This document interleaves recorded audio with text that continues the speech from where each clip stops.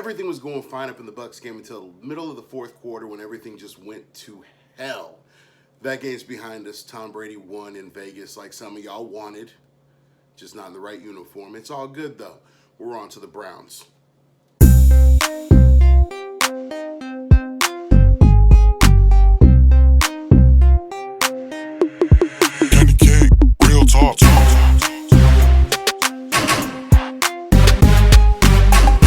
What's up, Raider Nation? We are back, and obviously last week didn't go the way that we wanted it to. The Raiders did not beat Tom Brady at home. Derek Carr didn't get his chance of redemption against Tom. John Gruden didn't get his chance of redemption against the Bucs. That right now makes John Gruden 0-2 against teams that is kind of a revenge game. It makes Derek 1-1. Now this week we're going into Cleveland. It's an East Coast game, so to speak. It's an early game. And it's a game that's going to be about 51 degrees and it's going to be a little bit rainy and windy. This is going to be a true test for this Raiders offense. Hopefully Josh Jacobs can do it on the ground. And hopefully the Raiders offensive line, who has had a whole week to practice together, can get it done. Trent Brown is back this week. He is off the COVID list. Richie Incognito will be back hopefully next week or the week after. Damon Arnett looks to still be on the injured reserve list. But the Raiders are getting big Brian Edwards back at receiver. It's another big target for Derek to throw to. And also, you know, I'd like to see some of these other guys get involved more. I posed this on Twitter the other day. I want to see Foster Moreau get more touches. I want to see Foster Moreau get more action. You know, we're getting Darren Waller the ball, and I love Waller. I think that Waller is a tremendous human being. He's a tremendous player. He's a great athlete. He is a top 3 tight end, and it ain't 3. And I'd like to see him continue to get the ball, but let's get the ball to Foster Moreau more. Where Foster had 5 touchdowns last season, especially in the red zone. Big red zone target. I know that Witten's getting a lot of those looks, but I would love to see Moreau get some more. That being said, going into Cleveland, the Browns are 5-2. On paper, the Browns look like a very good team. They've got a pretty good offense. They've got Jarvis Landry. They got Odell Beckham. They've got some players on there that can make some plays. But they're also facing a lot of opponents that haven't done a great job in defending them. This is actually going to be a good test for both the Raiders and for the Browns because the Raiders are a better team than their record shows, and the Browns may not be as good of a team as their record shows. We'll find out on Sunday. Baker Mayfield's coming off his best week with a 5-touchdown game. Derek Carr's coming off of a decent week. He had a 2-touchdown game, 1 interception. He's obviously looking to put more points on the board this week. Knowing how the Raiders defense operates, the Raiders offense is going to have to score at least 30 points to stay in this game. They've got a great running back in Nick Chubb. This is a team that can move the ball if they want to move the ball. Looking at the Browns defensively, they've got some good pieces. They've got a guy that Raider Nation is very familiar with in Carl Joseph, a guy who I wanted to keep when he was leaving, when he was a free agent getting ready to leave with the Raiders. I said that Carl Joseph would be a great guy to keep around. He's a guy that plays very similarly to Jonathan Abram, but he's been in the league a little bit longer. He has a better knowledge of longevity in this league. I think that he has the ability to still be a good player. He's been playing pretty well in Cleveland. He's a guy that I do miss. He's a guy that's been playing, like I said, been playing pretty well there. You got to watch out for him. The Browns also have this guy, Myles Garrett. I don't know if you ever heard of him. Mediocre pass rusher. I'm just kidding. The Browns also have Myles Garrett, who's one of the best pass rushers in the league. He's going to try to give it his all, as he does every Sunday. The last time that the Raiders faced the Browns, Colton Miller handled him pretty well. Hopefully we can see the same thing this week. Want to see Colton Miller continue to progress as an offensive tackle. He's becoming one of the top 10 tackles in the league. I want to see him continue to do that, and this is a good test against Myles Garrett this year, or this week. You know, the Raiders do get kind of a break. Odell Beckham's not playing this week. He'll be out with an injury. That gives him a little bit of a break off defensively. The Raiders hope to get Damon Arnett back. He says that he is COVID-free and his hand is feeling good, and hopefully he will be returning to the roster. Hopefully he'll be playing this Sunday. It would make a huge, huge addition to our defense. Our defense has taken a big-time hit, especially after the Kansas City game. And let's really look at it. The Kansas City game, we still allowed Kansas City to put up 32 points. The Raiders just scored 40 points, and it made it look like a blowout. However, the Raiders defense still allowed 32 points, and the Raiders defense has to continue to get better. The defensive line has to get a pass rush. You know, we've got 3 defensive linemen on the team right now that don't have sacks.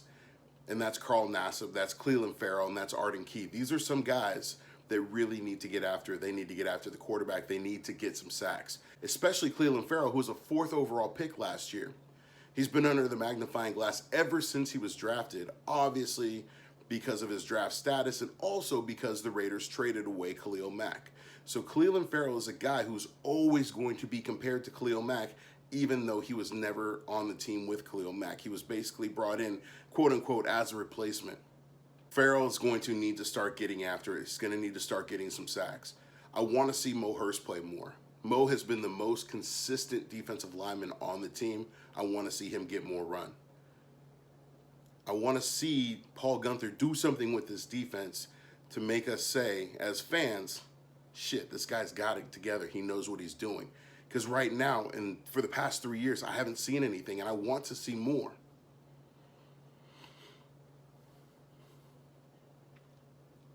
So what's it going to take for the 3-3 Raiders to beat the 5-2 Browns? Let's get into the keys to victory.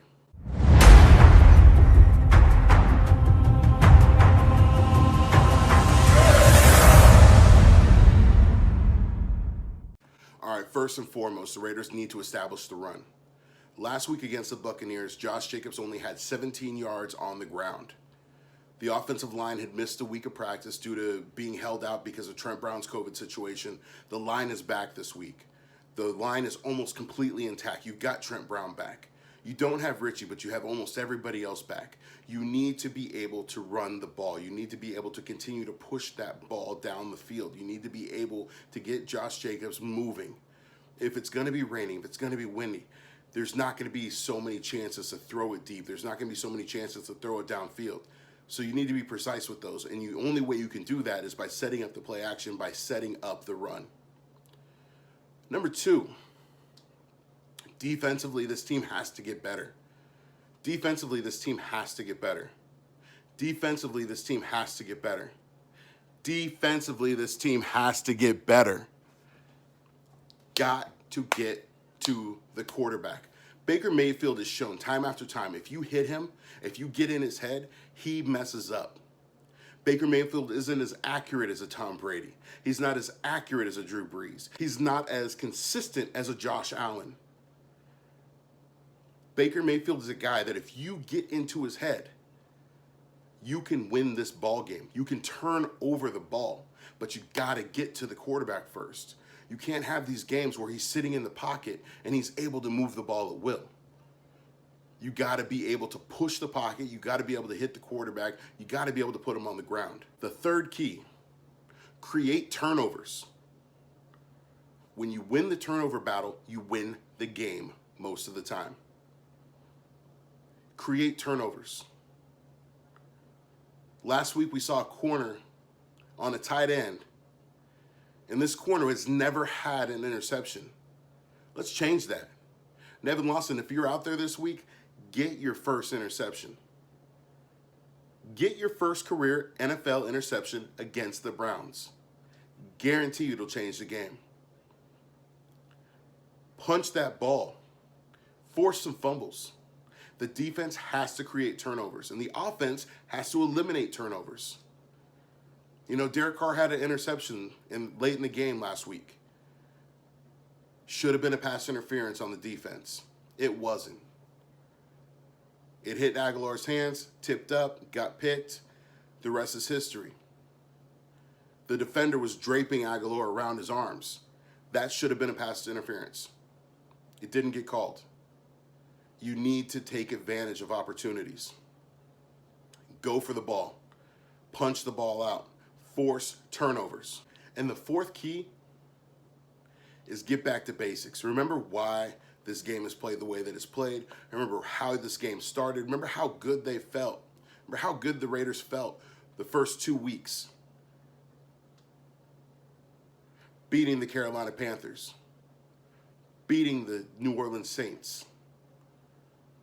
Get back to basics. Beat the Browns. Come back home with a win. And get back in the win column and let's keep it moving. If you like these videos, make sure you hit that subscribe button, make sure you hit that thumbs up, and make sure you're hitting that bell notification, because I don't want to tell you when I'm dropping it. You should already know.